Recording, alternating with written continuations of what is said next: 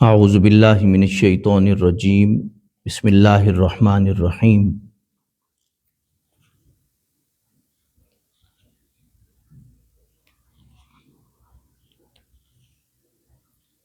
فبشرناہ بغلام حلیم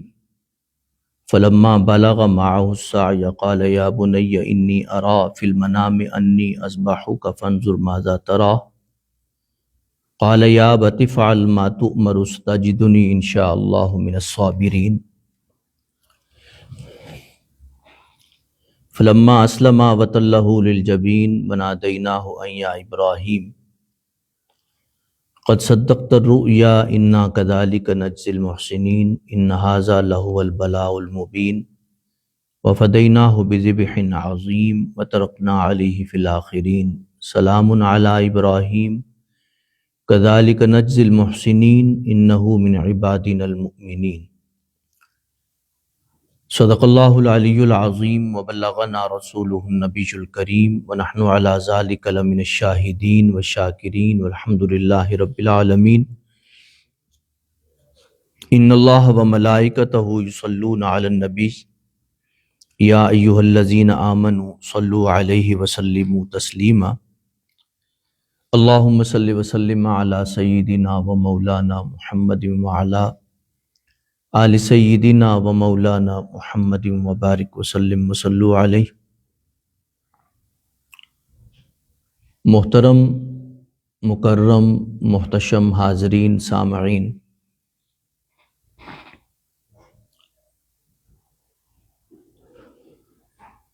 سب سے پہلے تمام دوستوں کو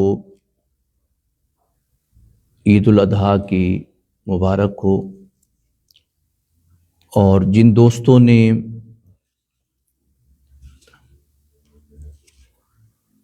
قربانی کی ہے، قربانی میں حصہ ملایا ہے، رب کریم ان کے حصوں کو ان کے نصیب کا حصہ فرما دے، اور قیامت کے دن اللہ پاک ہم سب کے لیے توشہ آخرت فرما دے۔ حضرت ابراہیم علیہ السلام کی یاد میں یہ عید منائی جاتی ہے اور قربانی کی یاد کے طور پہ منائی جاتی ہے، یعنی حضرت اسماعیل کی قربانی اور حضرت ابراہیم کی جو جرت ہے، حوصلہ ہے، ہمت ہے، علیکم السلام، اس حوالے سے دراصل یہ عید الاضحیٰ جو ہے وہ منائی جاتی ہے کہ آپ حضرت ابراہیم علیہ السلام کی جرت کو، ہمت کو، حوصلے کو سلام پیش کرتے ہیں، اور حضرت اسماعیل علیہ السلام کی فرما برداری کو آپ اعزاز دیتے ہیں، عزت دیتے ہیں، وقار دیتے ہیں۔ یہ عید الاضحیٰ دراصل اسی کی یاد ہے، اور اسی کے حوالے سے اللہ پاک نے یہ سلسلہ جو ہے انسانی تاریخ میں محفوظ کیا ہے۔ اگر دیکھا جائے تو آپ دیکھیے کہ انبیاء کی زندگی میں وہ اتنے بڑے لوگ ہوتے ہیں کہ ان کا ایک عمل جو ہے وہ انسانوں کی زندگی پہ بھاری ہوتا ہے، ان کا ایک ایک عمل جو ہے یعنی دوسرے انسانوں کی پوری زندگی کے اعمال پہ بھاری ہوتا ہے، اس لیے کہ اس میں جو اخلاص ہوتا ہے اور اس میں جو محبت ہوتی ہے اور جو قربانی کا جذبہ ہوتا ہے، ایثار کا جذبہ ہوتا ہے، وہ جذبہ اتنا ڈیپ روٹڈ ہوتا ہے، اتنا گہرا ہوتا ہے کہ اتنا گہرا جذبہ جو ہے وہ شاید ہی کسی انسان کو نصیب ہو سکے۔ تو جتنا احساس گہرا ہوتا ہے، جتنی محبت گہری ہوتی ہے، جتنا ایثار گہرا ہوتا ہے، اتنا ہی اجر و ثواب زیادہ ہوتا ہے۔ اور پھر یہ ہے کہ انسان جو ہے، ہم نے بخاری شریف کی حدیث پاک آپ نے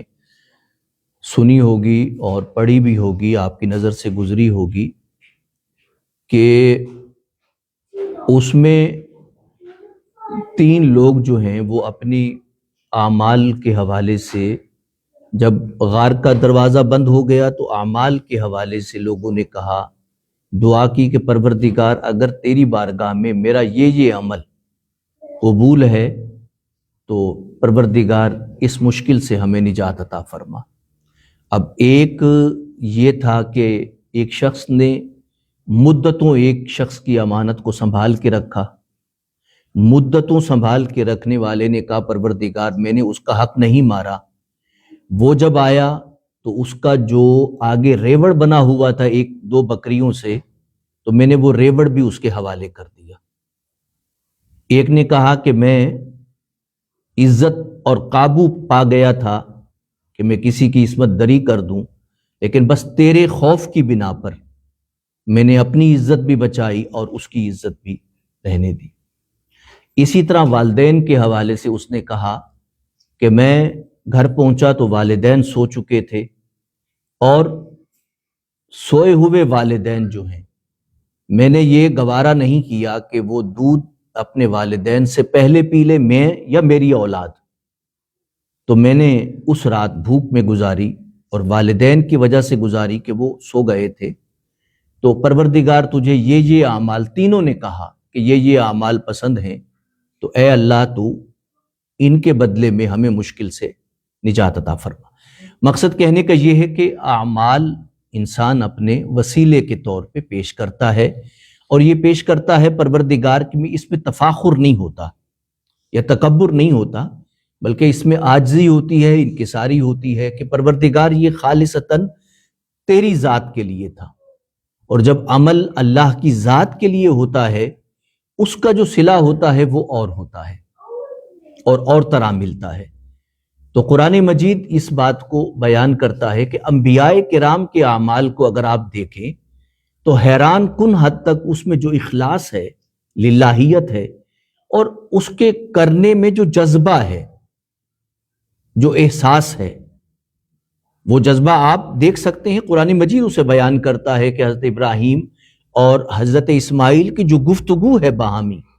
وہ گفتگو بتاتی ہے کہ دونوں ایثار اور قربانی اور اللہ کی رضا اور خدا کی محبت کے کس مقام پر کھڑے تھے۔ تو قرآن مجید، بقیہ لوگ تو اپنے عمل کو پیش کرتے ہیں اپنی نجات کے لیے، اور بعض انبیاء جو ہیں، انبیاء کے حوالے سے یہ ہے کہ انبیاء کے عمل اتنے خالص ہوتے ہیں کہ اللہ انہیں ذکر کرتا ہے کہ یہ اتنے خالص میرے بندے ہیں۔ اس لیے قرآن مجید اس مقام پر یہ فرماتا ہے کہ سلام علی ابراہیم، جب یہ واقعہ ہو جاتا ہے تو اللہ فرماتے ہیں سلام ہو ابراہیم پہ، اور کذالک نجزی المحسنین، اسی طرح ہم خوبصورت عمل کرنے والوں کو جزا دیتے ہیں، اور انہ من عبادنا المؤمنین، یقیناً وہ میرے مومن بندوں میں سے ہے۔ تو یہ جو چیز ہے اخلاص کی طاقت، دراصل آپ یاد رکھیے کہ اخلاص کی طاقت نظر نہیں آتی، مگر اخلاص کی طاقت پہاڑ سے ٹکرا جائے تو اسے بھی پاش پاش کر دے۔ اصل جو طاقت ہے ہمارے عمل کی، جو اصل روح ہے، وہ اگر جتنی زیادہ اس میں اخلاص کی طاقت ہوتی ہے وہ عمل اتنا زیادہ خالص اور مضبوط ہوتا ہے۔ ایک شخص کے بارے میں ہے کہ وہ بیٹھے ہوئے تھے اور بچوں کے ساتھ بیٹھ کے کھانا کھا رہے تھے، تو انہیں اچانک خیال آیا اس بات کا بیٹھے ہوئے کہ بھئی اگر میں چلا جاؤں گا، اگر میں چلا گیا تو یہ بچے پھر اسی طرح ہی بیٹھیں گے۔ تو انہیں خیال ہوا کہ میں چلا جاؤں گا تب بھی بچے اسی طرح بیٹھے ہوئے ہوں گے، کھانا کھا رہے ہوں گے، گپ شپ کر رہے ہوں گے، اور سارے معاملات چل رہے ہوں گے۔ پھر وہ باہر آیا اور اس نے گراؤنڈ میں دیکھا، پارک میں دیکھا، باہر دیکھا، تو اس نے دیکھا کہ زندگی اسی طرح چلتی رہے گی، یعنی میں چلا بھی گیا تو زندگی اسی طرح بہتی رہے گی۔ تو اس وقت اس نے سوچا کہ بھئی یہ تو بڑی عجیب بات ہے کہ میں ہوں تو میں زندگی کے فلو میں ہوں، اور میں یہ نہیں سوچ رہا کہ اس فلو سے ہٹ کر بھی مجھے کچھ کام کرنے ہیں، یعنی میں اسی میں بہتا جا رہا ہوں. تو اس نے کہا کہ میں نے سوچا کہ یہ تو سارا سلسلہ زندگی کا اسی طرح ہی چلتا رہے گا، تو میرے لیے کارآمد کیا ہے؟ وہ کہتے ہیں کہ اس دن سے میں نے ایک ڈائری بنا لی، اور میں جو عمل خالصتاً خدا کے لیے کرتا میں اسے لکھ لیتا. اب جب بندہ لکھتا ہے نا کہ یہ عمل میں نے اللہ کے لیے کیا ہے، تو لکھتے ہوئے بندے کو احساس ہوتا ہے کہ بھی میں غلط لکھ رہا ہوں کہ ٹھیک لکھ رہا ہوں. چونکہ لکھتے ہوئے واضح ہو جاتا ہے کہ صحیح لکھ رہا ہوں غلط لکھ رہا ہوں، واقعتاً میں اتنا ہی خالص تھا کہ نہیں تھا. وہ کہنے لگے جیسے جیسے میں لکھتا گیا ویسے ویسے میرے اندر اخلاص کی قوت بڑھتی گئی. پہلے میں ہو سکتا ہے کہ کم ہو، پھر دوسرے میں اس سے زیادہ، پھر اس سے زیادہ، پھر اس سے زیادہ. میں لکھتا گیا تو میرے خالص عمل جو ہیں، پہلے تو کچھ خالص نہیں تھے، لیکن جیسے جیسے میں آگے لکھتا گیا تو میرے اعمال کی خالصیت بڑھتی گئی، اور میں حیران ہوا کہ میرے اعمال زیادہ سے زیادہ خالص ہو رہے ہیں، اللہ کے لیے ہوتے جا رہے ہیں. اب میں کسی سے بیان نہیں کرتا تھا، میں ڈائری میں لکھتا اور اسے بند کرنے سے پہلے کہتا مالک تو دل کا حال جانتا ہے، یہ عمل بس تیرے لیے ہے میں نے کیا. اچھا پھر میں نمبرنگ بھی دیتا جا رہا تھا سب پہ، تو وہ نمبرنگ دیتے رہے، اور وہ کہنے لگے کہ میں جب 300 یا 400 پہ پہنچا، جب لکھتے ہوئے نیکی کے، یعنی ایثار کے ساتھ جو اعمال تھے میرے، خالص اعمال تھے میرے، میں لکھتا جب سینکڑوں پہ پہنچا تو مجھے محسوس ہوا کہ آہستہ آہستہ میرا دل بے نیاز ہو رہا ہے لوگوں سے، میرا دل بے نیاز ہو رہا ہے داد سے. کوئی اپریشیٹ کرتا ہے، پسند کرتا ہے، نہیں کرتا، بس میں لکھتا جا رہا ہوں. میرے دل میں ایک عجیب سا اخلاص، ایک عجیب سا ایثار پیدا ہو رہا ہے. میں محسوس کرتا ہوں کہ ایسے لگتا ہے کہ یہ ڈائری اور میرا قلم اور میرا خدا ایک دوسرے کے ساتھ بالکل مربوط ہو گئے ہیں، ربط میں آ گئے ہیں. کہنے لگے میں لکھتا رہا، ڈائری بھر گئی میری، وہ کاپی میری بڑی ہوتی گئی، اور آپ میں ساتھ ملاتا گیا، وہ موٹی ڈائری بن گئی. تو کہنے لگے جب وہ فوت ہونے لگے تو انہوں نے وصیت کی کہ آپ یہ ڈائری البتہ میرے کفن کے اوپر رکھ دینا، بس. اس لیے کہ انہوں نے وہ عمل جس میں تھوڑی سی بھی ریاکاری تھی انہوں نے خود حذف کر دیے، ان پہ کاٹا لگا دیا. جس عمل کے بارے میں پورا یقین تھا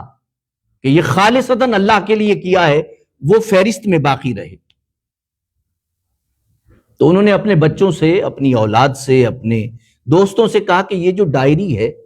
میں مر جاؤں تو یہ میرے کفن پہ رکھ دینا.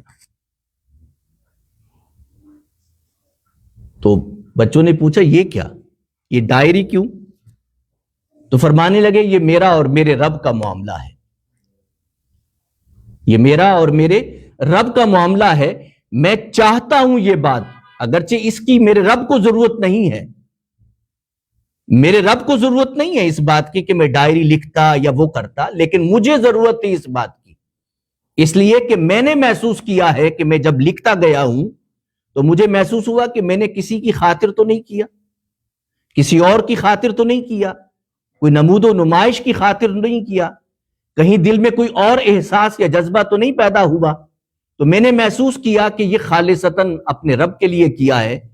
تو میں یہ چاہتا ہوں کہ رب کے سامنے یہ جا کے پیش کروں، پروردگار یہ جو کچھ ہے یہ تیرے لیے تھا، تیری رضا کے لیے تھا، تو میری بخشش اس کے ذریعے سے ہو سکتی ہے. اور میری ڈھارس ہے، میری امید ہے، جیسے کچھ صحابہ کے بارے میں ہے کہ انہوں نے مرتے ہوئے کہا، دنیا سے جاتے ہوئے کہا کہ رسالت مآب صلی اللہ علیہ وسلم کا منہ مبارک بعض صحابہ کے پاس تھا، انہوں نے کہا کہ یہ میرے کفن پہ رکھ دینا. رسالت مآب صلی اللہ علیہ وسلم کے ناخن مبارک تھے، تو کچھ صحابہ نے کہا کہ یہ میں نے سنبھال کے رکھے تھے اور اس خیال کے ساتھ رکھے تھے کہ جب میں مروں گا تو اپنے کفن پہ رسالت مآب صلی اللہ علیہ وسلم کے ناخن رکھوا دوں. مقصد یہ ہے کہ انسان جب دنیا سے جانے لگے تو اسے کچھ احساس ہو کہ میں نے خدا کی بارگاہ میں کچھ پیش کیا ہے۔ کبھی انسان اپنی اولاد کو پیش کرتا ہے، کبھی نیکی کے اعمال کو پیش کرتا ہے، کبھی کسی مقام کو پیش کرتا ہے، کبھی خدمت کو پیش کرتا ہے۔ وہ رب جانتا ہے، مگر انسان کے اندر ایک جو احساس ہوتا ہے اخلاص کا، دراصل انسان یہ چاہتا ہے کہ اسے ڈھارس رہے، اسے حوصلہ رہے، اور وہ ہمت کے ساتھ اللہ کی بارگاہ میں حاضر ہو جائے۔ میں سمجھتا ہوں کہ انسان کو ایسا رویہ ضرور، کوئی بھی رویہ، یہ تو ایک مثال تھی ڈائری لکھنے کی، یہ ایک مثال ہے، اس طرح کا کوئی بھی رویہ ضرور اپنائے کہ جس سے انسان اپنی خالصیت کو دیکھتا رہے، اپنے اعمال کی پاکیزگی کو دیکھتا رہے، چیک کرتا رہے کہ واقعتاً میں اپنے اعمال میں پاکیزہ ہوں، خالص ہوں، میرا عمل جو ہے وہ اس قابل ہے کہ خدا کی بارگاہ میں قبول ہو جائے۔ اگرچہ انسان ناقص ہوتا ہے، لیکن پروردگار کمزوریوں کو سامنے رکھتے ہوئے انسان کے اعمال کی اخلاص کو دیکھتے ہیں۔ میں دعا کرتا ہوں کہ پروردگار ہمیں عمل کی توفیق عطا فرمائے۔ آمین ثم آمین۔ وما علیہ الا البلاغ۔